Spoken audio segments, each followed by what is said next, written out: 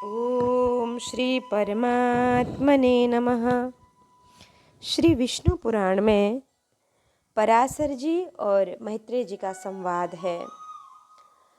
श्री मैत्रेय जी ने एक प्रश्न किया पराशर जी से कि हे गुरु, मैंने जो कुछ पूछा था वह सब आपने यथावत वर्णन किया। अब मैं एक बात और सुनना चाहता हूँ, वह आप मुझसे कहिए। हे मुने, सातों दीप, सातों पाताल और सातों लोक, ये सभी स्थान जो इस ब्रह्मांड के अंतर्गत हैं, सूक्ष्म, स्थूल और सूक्ष्माति सूक्ष्म स्थूलतर जीवों से भरे पड़े हैं। हे मुनिसत्तम, एक अंगुल का 8वां भाग भी कोई स्थान नहीं है जहाँ कर्म बंधन से बंधे हुए जीव न रहते हों। हर जगह में जीव है, किंतु हे भगवान, आयु के समाप्त होने पर ये सभी यमराज के वशीभूत हो जाते हैं और नाना प्रकार की यातनाएं भोगते हैं। तदंतर पाप के भोग के समाप्त होने पर वे देवादि योनियों में घूमते हैं। सकल शास्त्रों का ऐसा ही मत है, मैंने आपसे यही सुना। अतः आप मुझे यह बताइए कि जिस कर्म के करने से मनुष्य यमराज के वशीभूत नहीं होता, मैं आपसे यह सुनना चाहता हूँ। तब श्री पराशर जी बड़े प्रसन्न हुए और बोले कि हे मुने, यह प्रश्न महात्मा नकुल ने पितामह भीष्म से भी पूछा था। उसके उत्तर में उन्होंने जो कुछ कहा था वह सब तुम्हें मैं आज सुनाता हूँ। भीष्म जी ने कहा कि हे वत्स, पूर्व काल में एक कलिंग देशीय ब्राह्मण मित्र आया और मुझसे बोला कि मेरे पूछने पर एक जातिस्म मुनि ने बतलाया था कि उस ब्राह्मण ने भी किसी मुनि से पूछा था कि ये सब बातें अमुक अमुक प्रकार ही होंगी। हे वत्स, उस बुद्धिमान ने जो जो बातें जिस जिस प्रकार होने की कही थी वे सब ज्यों की त्यों हुई, और इस प्रकार उसमें श्रद्धा हो जाने से मैंने उनसे फिर कुछ और प्रश्न किए और उनके उत्तर में उस द्विजश्रेष्ठ ने जो जो बातें बतलाई थीं उनके विपरीत मैंने कुछ भी नहीं देखा। यह वह ब्राह्मण भीष्म जी से कह रहा है, कलिंग देशीय ब्राह्मण। एक दिन जो बात तुम मुझसे पूछते हो वही मैंने उस कलिंग ब्राह्मण से भी पूछी थी। श्री विष्णु जी ने कलिंग देश के ब्राह्मण से भी वही प्रश्न उन्होंने पूछा था कि भगवान, यमराज के यातनाओं को खत्म करने के बाद देव योनि में घूमता है यह मनुष्य, यह जीव, उसके बाद इसकी क्या गति होती है, और फिर ऐसा कोई उपाय बताएं जिससे यम के वश में होना ना पड़े। यह सब याद करके उस ब्राह्मण ने मुनि के वचनों को याद करके, जिससे उन्होंने भी सुना था, कलिंग देश ब्राह्मण ने भी किसी मुनि से सुना था, और उन्होंने कहा था एक वो संवाद यम और उनके दूतों के बीच हुआ था, वह गूढ़ रहस्य मैं तुम्हें सुनाता हूँ, वही मैं तुमसे कहता हूँ। विष्णु जी कह रहे हैं, जो कलिंग देशीय ब्राह्मण से मैंने सुना था यम और दूतों के बीच का संवाद। कलिंग बोला, अपने अनुचरों को हाथ में पाश लिए देखकर यमराज से उसने कान में कहा, भगवान मधुसूदन के शरणागत व्यक्तियों को छोड़ देना, क्योंकि मैं वैष्णवों के अतिरिक्त और सब मनुष्य का स्वामी हूँ। देव पूज्य विधाता ने मुझे यम नाम से लोगों के पाप पुण्य का विचार करने के लिए नियुक्त किया है। मैं अपने गुरु श्री हरि के वशीभूत हूँ, स्वतंत्र नहीं हूँ। यम कह रहे हैं, यमराज अपने दूतों से कह रहे हैं कि भगवान विष्णु मेरा ही नियंत्रण करने में समर्थ है। जिस प्रकार स्वर्ण भेद रहित और एक होकर भी कटक मुकुट तथा कर्णिका आदि के भेद से नाना रूप प्रतीत होता है, उसी प्रकार एक ही हरि का देवता, मनुष्य और पशु आदि नाना विध कल्पनाओं से निर्देश किया जाता है।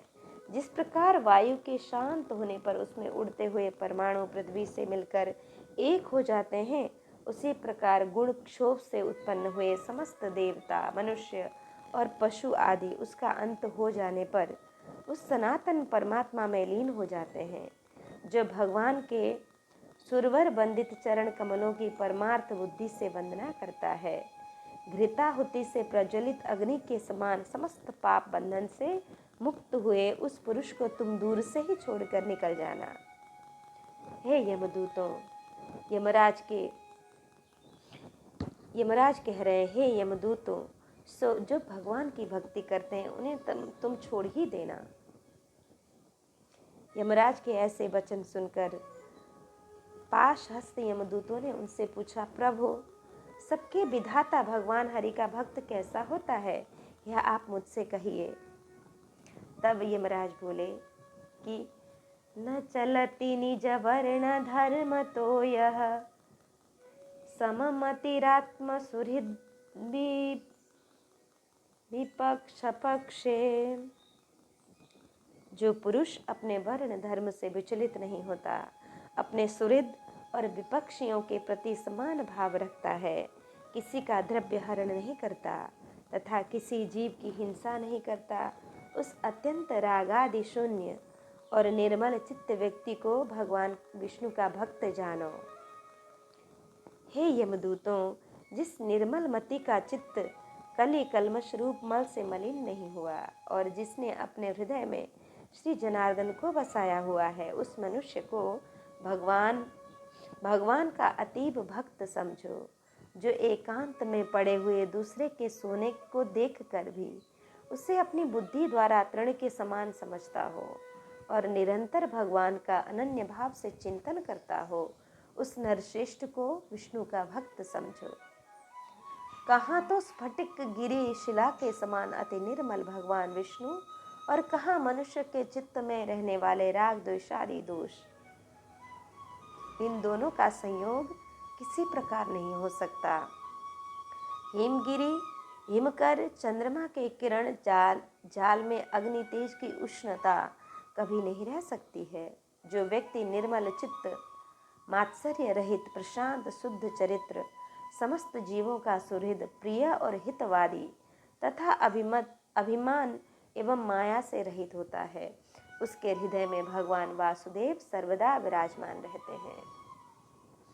जिस प्रकार नवीन शाल वृक्ष अपने सौंदर्य से ही भीतर भरे हुए अति सुंदर पार्थिव रस को बतला देता है, हे यमदूतों, यम और नियमों के द्वारा जिनकी पाप राशि दूर हो गई है, जिनका हृदय निरंतर श्री अच्युत में ही आसक्त रहता है तथा जिनमें गर्व, अभिमान और मात्सर्य का लेश भी नहीं रहता है, उस मनुष्य को तुम दूर से ही त्याग देना। यदि खड्ग, शंख और गदाधारी अव्ययात्मा भगवान श्री हरि हृदय में विराजमान है, तो उन पाप नाशक भगवान के द्वारा उनके सभी पाप नष्ट हो जाते हैं। सूर्य के रहते हुए भला अंधकार कैसे ठहर सकता है? जो पुरुष दूसरों का धन हरण करता है, जीवों की हिंसा करता है तथा मिथ्या और कटु भाषण करता है, उस अशुभ कर्मोन्मत्त दुष्ट बुद्धि के हृदय में भगवान अनंत कभी नहीं टिक सकते।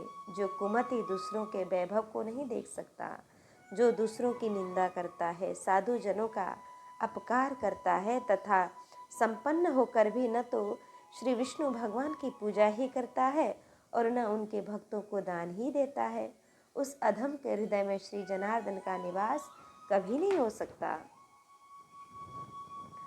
जो दुष्ट बुद्धि अपने परम सुहृद, बंधु बांधव, स्त्री, पुत्र, कन्या, पिता तथा भृत्य वर्ग के प्रति अर्थ तृष्णा प्रकट करता है, उस पापचारी को भगवान का भक्त मत समझो। जो दुर्बुद्धि पुरुष असत कर्मों में लगा रहता है, नीच पुरुषों के आचार और उन्हीं के संग में उन्मत्त रहता है तथा नित्य प्रति पाप में कर्म बंधन से ही बंध जाता है, वह मनुष्य रूप पशु ही है, वह भगवान वासुदेव का भक्त नहीं हो सकता। यह सकल प्रपंच और मैं एक परम पुरुष परमेश्वर वासुदेव ही है। यह सकल प्रपंच और मैं एक परम पुरुष परमेश्वर वासुदेव ही है। हृदय में भगवान अनंत के स्थित होने से जिनकी ऐसी स्थिर बुद्धि हो गई हो, उन्हें तुम दूर ही से छोड़कर चले आना। हे कमल नयन, हे वासुदेव, हे विष्णु, हे धरणीधर, हे अच्युत, हे शंख चक्रपाणे, आप हमें शरण दीजिए। जो लोग इस प्रकार पुकारते हों, उन निष्पाप व्यक्तियों को तुम दूर से ही त्याग देना। जिस पुरुष श्रेष्ठ के अंतःकरण में वे अव्ययात्मा भगवान विराजते हैं, उसका जहाँ तक दृष्टिपात होता है, वहाँ तक भगवान के चक्र के प्रभाव से अपने बल वीर्य नष्ट हो जाने के कारण तुम्हारी अथवा मेरी गति नहीं हो सकती। वह महापुरुष तो अन्य वैकुंठादि लोकों का पात्र है। कलिंग बोला कि हे कुरुवर, अपने दूत को शिक्षा देने के लिए सूर्यपुत्र धर्मराज ने उससे इस प्रकार कहा। मुझसे यह प्रसंग उस जातिस्मन मुनि ने कहा था और मैंने यह संपूर्ण कथा आपको सुना दी। उस कलिंग ब्राह्मण ने भी किसी मुनि से सुना था। और भीष्म जी बोले कि हे नकुल, अब भीष्म जी नकुल से कहते हैं, हे नकुल, पूर्व काल में कलिंग देश से आए हुए उस महात्मा ब्राह्मण ने प्रसन्न होकर मुझे यह सब विषय सुनाया था। हे वत्स, वही संपूर्ण वृत्तांत जिस प्रकार की संसार सागर में एक विष्णु भगवान को छोड़कर जीव का कोई और रक्षक है ही नहीं, मैंने जो का त्यों तुम्हें सुना दिया। जिसका हृदय निरंतर भगवत परायण रहता है, उसका यमदूत, यमपाश, यमदंड अथवा यम यातना कुछ भी नहीं बिगाड़ सकते। इस प्रकार श्री पराशर मुनि ने मैत्रेय जी को कहा कि हे मुने, तुम्हारे प्रश्न के अनुसार जो कुछ यम ने कहा था, वह सब मैंने तुम्हें भली प्रकार सुना दिया।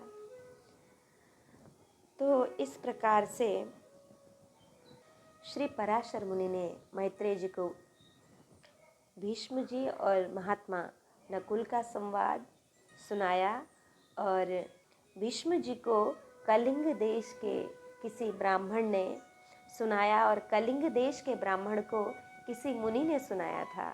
वही कथा आज मैंने तुम्हें सुनाया है। इस प्रकार भगवान का स्मरण, भगवान की भक्ति, भगवान का नाम सदा सर्वदा जपते रहें।